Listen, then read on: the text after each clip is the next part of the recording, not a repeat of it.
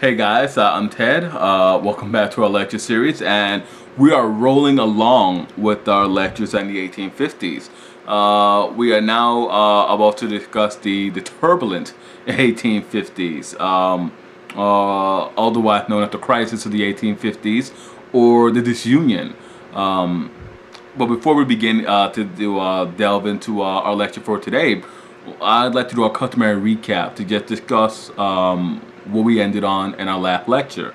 So in our last lectures, we discussed the issues that the Mexican Cession was arousing in national politics.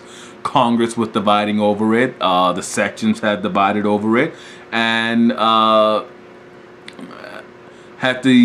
all these divisions arose, there arose a number of competing settlements for how to administer the Western territory, the new territory from Mexico.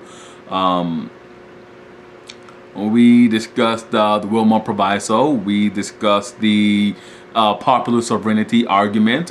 We discussed President Polk's plan. Actually, President Polk's plan to extend the compromise line all the way to the Pacific.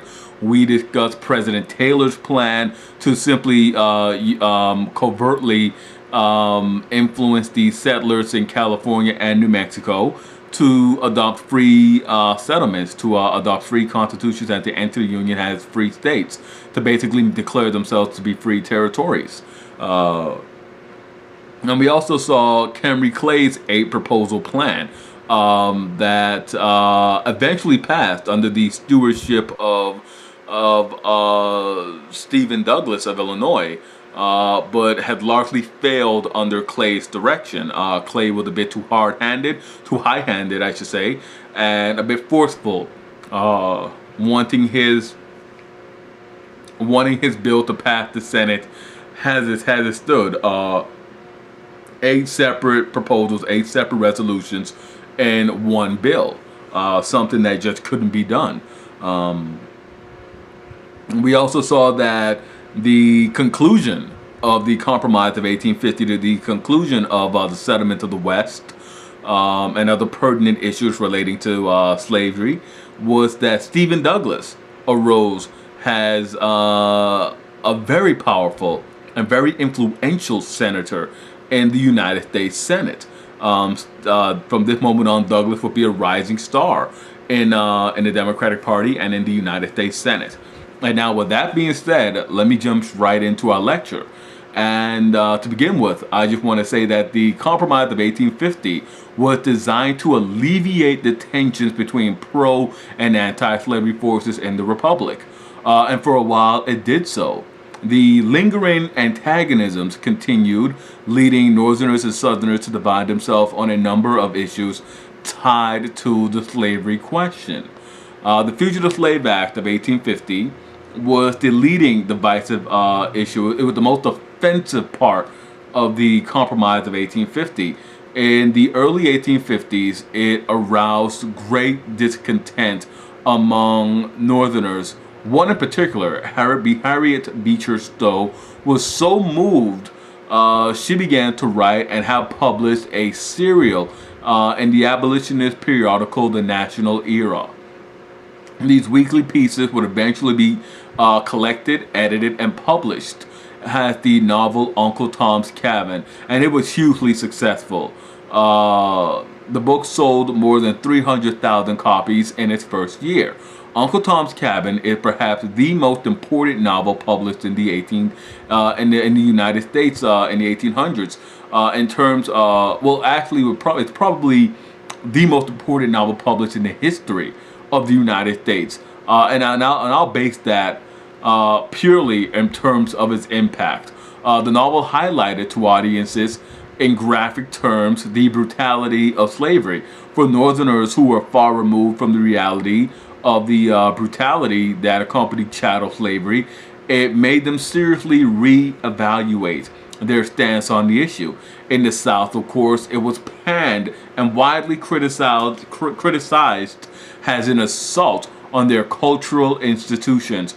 In the South, the Southerners actually responded with a number of counter novels The Fugitive Slave Act of 1850 served to help slave owners retrieve their property, and actually had the federal government working as an active participant, assisting slave owners to do so, which the government did, assisting in the apprehension and return of 380 fugitive slaves back into the custody of their master.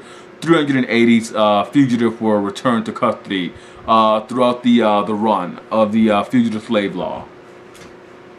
Now, the Burns case is perhaps the most famous fugitive slave case, and it was the case of Anthony Burns, an escaped slave from Virginia. He had fled from Virginia to Massachusetts in 1854. He was apprehended in Boston. His master sought to have him returned to Virginia by the federal government, and President Franklin Pierce issued a statement emphasizing that the United States would incur any expense to defend the law, to uphold the law. Boston abolitionists attempted to fight for Burns on his behalf, but Burns was eventually returned to his owner in Virginia. Several free states read the writing on the wall and passed what are known as personal liberty laws. Laws designed to frustrate the return of fugitive slaves, and this was done to place states' rights directly in between the execution of a federal law. Now, in fact, the Wisconsin Supreme Court ruled that the state's personal liberty law was constitutional, and that the federal Fugitive Slave Act was unconstitutional. This is a state Supreme Court making this ruling.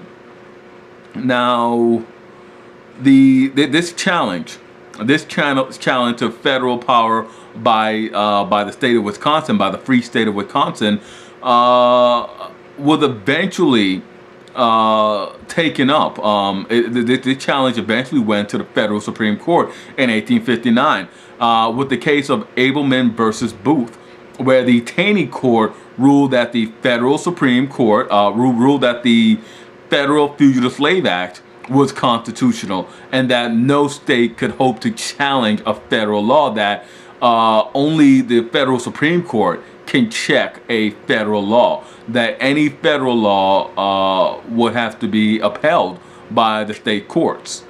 That was the overall impact of Abelman versus Booth. The case actually symbolized the irony of the 1850s, with free states trying to use the old states' rights argument to combat slavery, and slave states calling for more centralized authority and a stronger federal government to support slavery nationally. It's a sort of roundabout on the stereotype of pro-slavery forces arguing for states' rights and anti-slavery forces arguing for a stronger federal government. Throughout the 1850s, we will see throughout the 1850s that it was the other way around, that it was free states who argued for states' rights to combat the rising power of the slavocrats, and to combat what was in their mind a slave power conspiracy to force slavery on them from the federal level.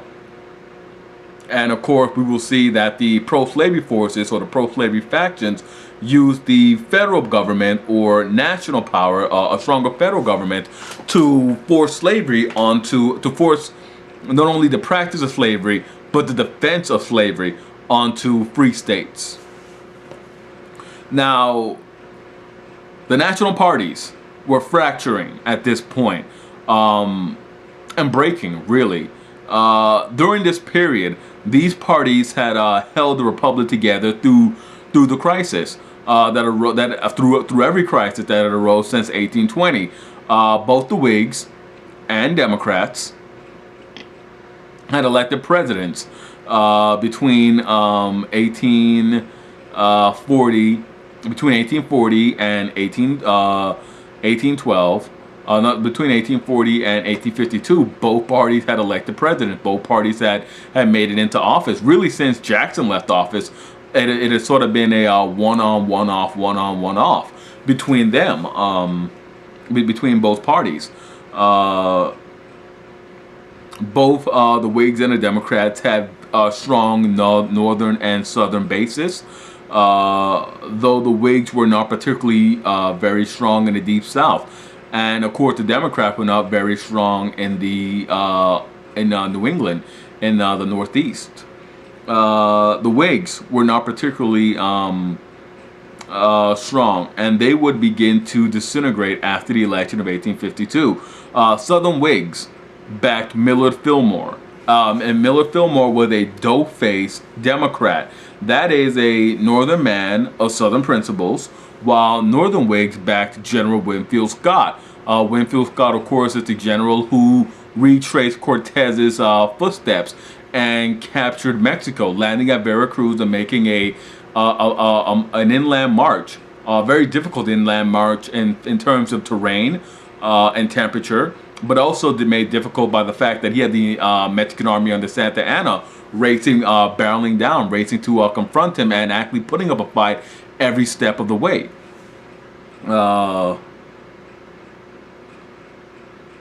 Scott and Fillmore were the two principal choices for the Whigs, and it took more than 50 votes for Scott to get the party's nomination. Even though the party's southern wing was not very happy about it. And Scott went down in a crushing defeat as Franklin Pierce gathered 254 electoral votes compared to Scott's 42. Now, Franklin Pierce carried all of the slave states except for Kentucky and Tennessee. The election of 1852. The fact that the Southern Whigs decided to vote for the Democratic candidate instead of the party candidate because he wasn't their choice spelled disaster for the party. It broke down party cohesion. This was Andrew Jackson destroying the second party system all over again.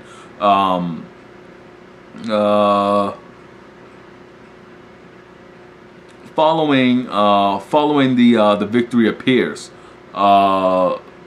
the Whigs further divided themselves over the issue of Irish and German Catholic immigrants, and for the most part, Irish and German Catholic immigrants tended to support the Democratic Party, and they did so in very large numbers. The main reason for this was that the Whigs often displayed anti-Catholic, anti-immigrant sentiments. And of course, if someone is saying negative things about Irishmen, and then obviously the Irish aren't going to vote for them. If someone is saying negative things about the Germans or the Catholics, the Germans and the Catholics aren't going to vote for them. So that was one one reason why that happened. Now, to further complicate things, and we're literally just going through a progression year by year, because that's how that's how things really played out back then. That's how the crisis arose. In 1854, the Kansas-Nebraska Act was passed. Now, the Kansas-Nebraska Act had major implications for sectional tensions and the national parties. And it was concocted by Stephen Douglas of Illinois, had a potential springboard for the presidency. In 1854, he was eyeing a presidential run in 1856. Douglas sent this in.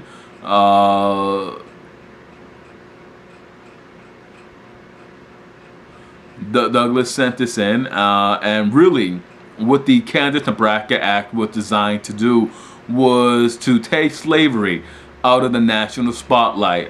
Douglas attempts to take slavery out of the national spotlight, but all of his initiatives just thrust it further and further into the spotlight. He proposed to organize the territories of Kansas and Nebraska, both of which lay in the old Louisiana Purchase country, which was closed to slavery via the 1820 Missouri Compromise.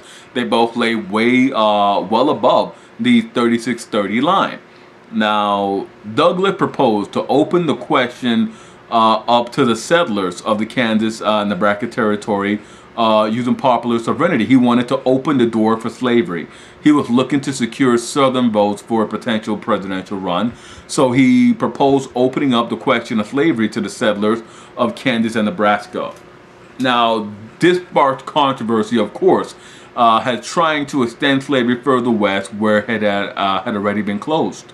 Passage of the Kansas-Nebraska Act gave rise to northern fears, even more rise to a northern fear of a slave power conspiracy, a national conspiracy to give the slavocrats of the South more power in the federal government than they proportionally deserved.